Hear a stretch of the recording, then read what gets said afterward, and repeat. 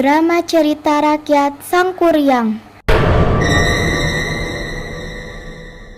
Dayang Sumbi diperankan oleh Sidra. Sangkuriang diperankan oleh Satria Wisnu. Tumang atau anjing sakti diperankan oleh Haikal. Para dayang diperankan oleh Rizka, Habia, Nadifa, dan Elsa.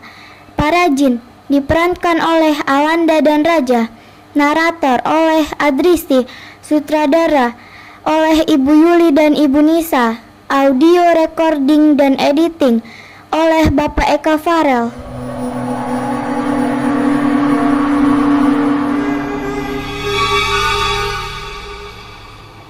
Dikisahkan pada beribu-ribu tahun yang lalu, tanah Parahyangan dipimpin oleh seorang raja dan seorang ratu yang hanya mempunyai seorang putri. Putri itu bernama Dayang Sumbi. Dia sangat cantik dan cerdas. Pada suatu hari saat sedang menenun di beranda istana, dia menjatuhkan pintalan benangnya ke lantai berkali-kali.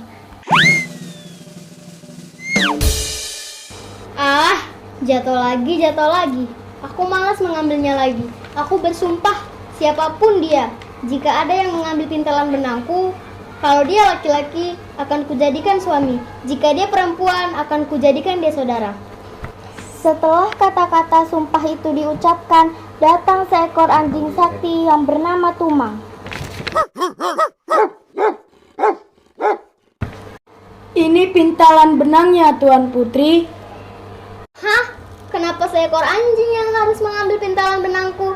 Berarti mau tidak mau, aku harus melaksanakan sumpahku untuk menikahi anjing ini. Kemudian Dayang Sumbi dan Tumang menikah dan hidup berbahagia hingga mereka dikaruniai seorang anak laki-laki yang diberi nama Sangkuriang. Sangkuriang tumbuh menjadi seorang pemuda yang tampan dan gagah perkasa.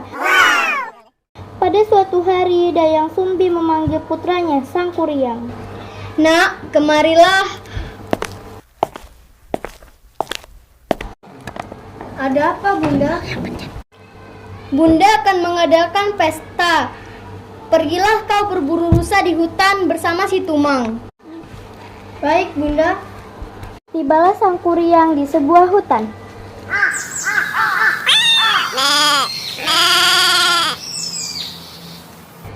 Kemana lagi ya supaya aku bisa mendapatkan seekor rusa? Dari tadi pagi sampai siang aku menjelajahi hutan ini tapi tak kutemui seekor rusa pun. Aku lebih lelah sekali. Tapi aku tak ingin mengecewakan Bunda. Aku tidak ingin pulang kalau pulang tidak membawa hasil.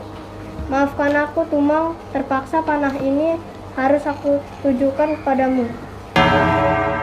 Dengan sangat terpaksa, dia mengambil sebatang panah dan mengarahkannya pada Tumang. Dan tak lama kemudian, si Tumang pun sekarat, kemudian mati. Setibanya di rumah, Sangkuriang menyerahkan daging Tumang kepada ibunya. Bunda, ini daging rusa hasil tangkapanku. Terima kasih sayang, kau hebat sekali. Bunda sangat gembira. Nak, kau sudah pintar berburu rusa. Setelah menerima daging buruan Sangkuriang, Dayang Sumbi teringat pada si Tumang. Di mana si Tumang, Nak? Kenapa aku tidak melihat dia? Tumang sudah mati, Bunda. Hah? Mati? Terus siapa yang membunuhnya? Saat berburu di hutan, sudah kujelajahi seluruh hutan dari pagi sampai siang, tapi aku tidak menemukan rusa seekor pun. Aku tidak ingin mengecewakan Bunda. Jika aku pulang tidak membawa hasil buruan, lalu aku arahkan panahku pada si Tumang, kemudian dagingnya aku serahkan pada Bunda. Apa? Jadi daging yang kau serahkan pada Bunda adalah daging si Tumang? Betul, Bunda. Dasar anak tak tahu diri. Kau pembunuh. Dayang Sumbi murka. Tanpa sengaja ia memukul kepala Sangkuriang dengan sendok nasi yang dipegangnya. Sangkuriang pun terluka. Kenapa kau bunuh si Tumang? Duh, kenapa Bunda memukulku? Sedemikian murkanya Bunda padaku. Aku kecewa pada Bunda. Baiklah, untuk menebus kesalahanku, aku akan pergi mengembara. Sang Kuryang, jangan pergi nak. Bunda menyesal nak. Kembali nak. Bertahun-tahun kemudian, Sang Kuryang yang telah melanglang buana ke seluruh penjuru bumi memutuskan untuk kembali ke kampung halamannya. Di jalan dia bertemu seorang wanita yang cantik, yaitu Dayang Sumbi.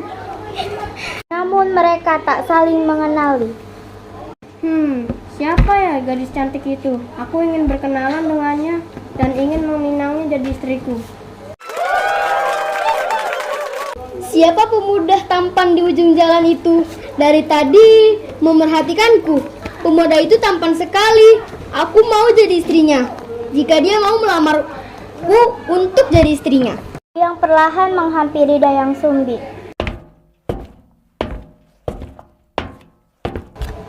Hai, kau cantik sekali. Aku ingin sekali melamarmu. Maukah kau jadi istriku? Iya, tentu saja. Aku bersedia. Aku bersedia jadi istrimu. Pada suatu hari, Sang Kuryang pamit untuk berburu. Ia minta tolong Dayang Sumbi untuk merapikan ikat kepalanya. Dinda, aku mau pergi berburu ke hutan. Tolong rapikan ikat kepalaku ya. Iya Kanda.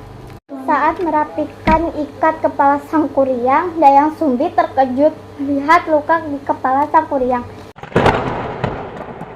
Luka itu persis dengan luka anaknya yang dulu pergi meninggalkannya.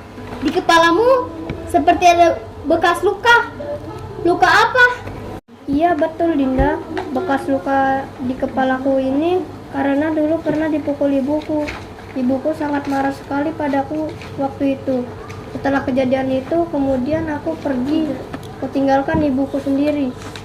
Betapa terkejutnya Dayang Sumbi mendengar jawaban Sang Kuryang. Ternyata calon suaminya adalah Sang Kuryang, anaknya sendiri yang telah lama pergi. Sang Kuryang, berarti kau adalah putraku. Aku Dayang Sumbi, ibumu nak. Maafkan ibu nak, ibu sangat menyesal sekali sudah melukaimu. Dulu ibu terlalu emosi. Ibu dulu sedih sekali saat kau tinggalkan. Jangan lanjutkan keinginanmu untuk melamarku, ya nak. Tidak mungkin. Kau tidak usah mengada-ngada. Apa yang kau katakan itu bohong. Aku tidak percaya. Dengar anakku, apa yang Bunda ceritakan tadi adalah benar.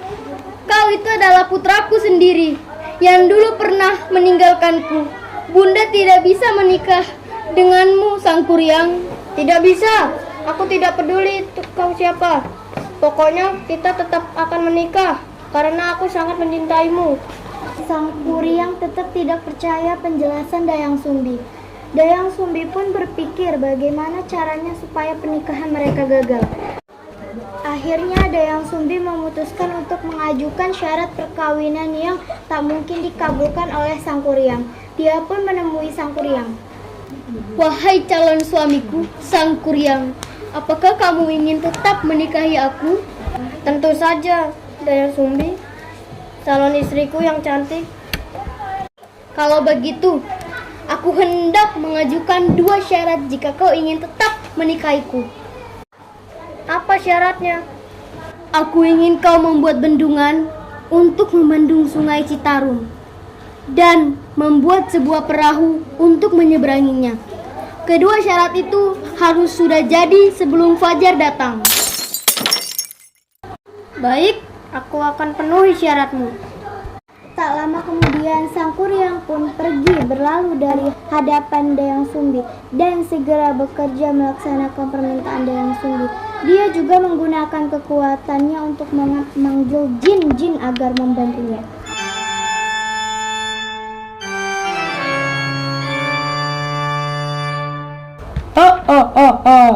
Ada apa Tuhan memanggil kami?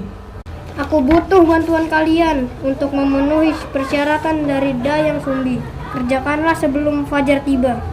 Baiklah Tuan, akan kami laksanakan. Sangkuriang dibantu para jin mengerjakan syarat yang diminta Dayang Sumbi. Sedangkan Dayang Sumbi mulai panik dan ketakutan karena syarat yang dimintainya sudah hampir jadi. Duh, gimana ini? Bendungan dan perahu Sangkuriang sebentar lagi akan segera jadi. Aku harus mencari cara untuk menggagalkan pekerjaan Sangkuriang. Dayang Sumbi yang panik berjalan bolak-balik sambil memikirkan suatu ide. Akhirnya ia pun menemukan ide tipu muslihatnya, memukul kentongan membangunkan para ibu-ibu. Wahai ibu-ibu, bangun, bangun. Harus sudah menjelang pagi. Bangun, bangun. Ayo, cepat bangun. Setelah membangunkan warga, kemudian Dayang Sumbi meminta bantuan masyarakat agar menggelar kain sutra berwarna merah di sebelah timur dan membangunkan ayam-ayam jago supaya berkokok, dan para ibu-ibu untuk menumbuk padi. Suasana malam pun berubah menjadi suasana fajar. Hah? Ayam jantan sudah mulai berkokok dan awan-awan mulai terlihat kemerah-merahan.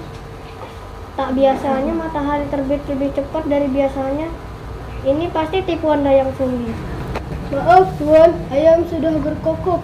Kami harus pergi. Wah, kukutuk kau Dayang Sumbi.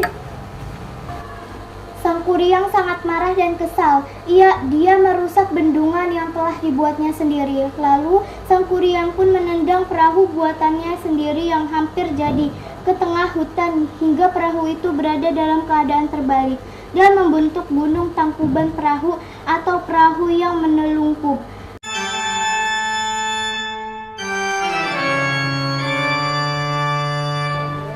Demikian persembahan kami dari kelas 4. Terima kasih.